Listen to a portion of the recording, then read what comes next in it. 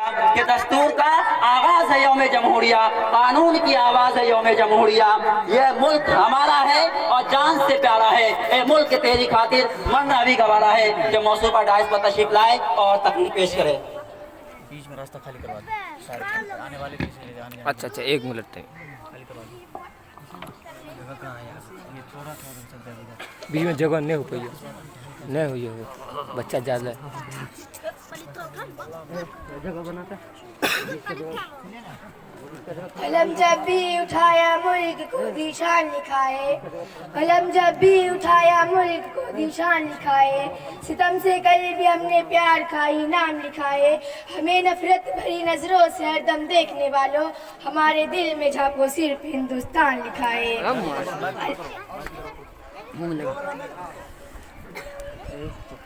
الحمدللہ الحمدللہ وکفا وسلام علی عبادہ الذین اصطفى اما بعد وقال النبی صلی اللہ علیہ وسلم حب الوطن من الایمان او کما قال علیہ الصلوۃ والسلام۔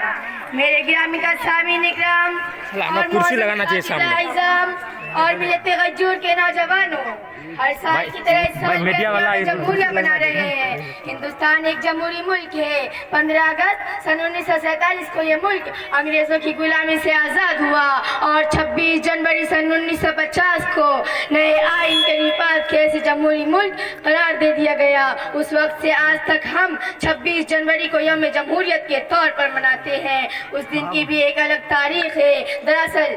دراصل آزادی سے پہلے 26 جنوری سن 1930 کو کانگریس نے انگریز حکمرانوں سے مکمل آزادی کا مطالبہ پورا کیا تھا۔